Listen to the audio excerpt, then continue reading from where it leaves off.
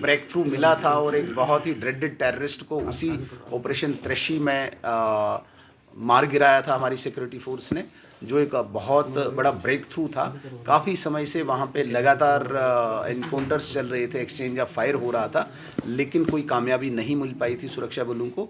पिछले हफ्ते जो एक ब्रेक थ्रू हुआ है, ये एक गेट खुल गया है। ये यकीन माने जितने भी टेररिस्ट अभी डोडा, किश्तवाड़, रामबन या उधमपुर, मछेडी, कठुआ तक छिपे हैं, इनको इन्हीं की भाषा में जवाब दिया जाएगा। और सिक्योरिटी फोर्सेस ने पूरी कमर कस ली है, अपने ऑपरेशंस और तेज़ कर दिए हैं। मुझे लगता है कि आने वाले दिनों में आप देखेंगे कि कामयाबी होगी और जो ये बचे खुचे हैं इनका भी जी। सबसे बड़ा सवाल ये है कि लोकल सपोर्ट है, लेकिन वो लोकल सपोर्टर कौन है अभी तक पता नहीं चल पा रहा है। तो इसको लेकर गवर्नमेंट जो है वो सेंट्रल गवर्नमेंट क्या कर रही है, और आपकी होम मिनिस्टर से रिसेंटली भारत सरकार और विशेषकर गृह मंत्रालय ने, चूंकि ये बातें मीडिया में बोलने के लिए नहीं होती हैं, लेकिन मैं सांकेतिक रूप से बोल रहा हूँ।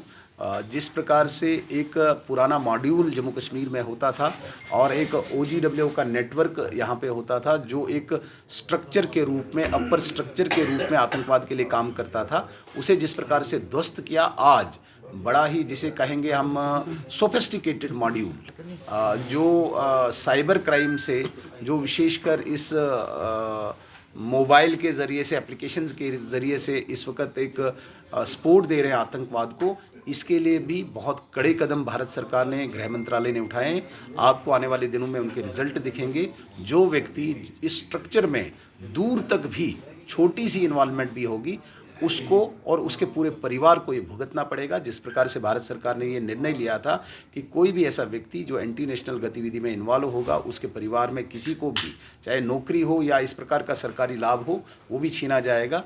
वो सेम यहाँ पे भी अब इम्प्लीमेंट हो रहा है। कहीं पे भी इसे मैं एग्जैक्ट संज्ञा नहीं दे पा रहा हूँ, साइबर क्राइम तो नहीं कहेंगे, जो भी इस प्रकार की गतिविधि में इन्वॉल्व दिखा, उसे उसी प्रकार से हैमर किया जाएगा जैसे पुराने मॉड्यूल को हैमर किया था। ठीक सर।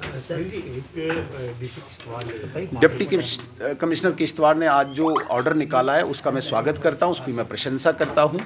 रमज़ान का महीना आज शुरू हुआ है। रमज़ान एक पवित्र महीना होता है और मुस्लिम कम्युनिटी डोनेशन के रूप में ज़कात देती है, ज़कात के रूप में डोनेशन देती है, और इसका कुछ लोग गलत इस्तेमाल करते हैं। सबवर्सिव एक्टिविटीज़ में, एंटी नेशनल एक्टिविटीज़ में इस पैसे का इस्तेमाल करते हैं। On the basis of credible inputs, on the basis of complaints given by different sources, जो डिप्टी कमिश्नर ने एक पूरी वेरिफिकेशन के लिए ऑर्डर निकाला है, ये स्वागत योग्य है। ऐसा व्यक्ति क्यों वहाँ पे पैसा इकट्ठा करे और किसी गलत गतिविधि में इसका इस्तेमाल हो, नहीं होना चाहिए। इसलिए मैं प्रशंसा करता हूँ डिप्टी कमिश्नर किश्तवाड़ के इस स्टेप को, ताकि कोई भी ऐसा व्यक्ति वहाँ पे पैसा इकट्ठा न करे जो भारत के लिए, अहित के लिए इस्तेमाल हो।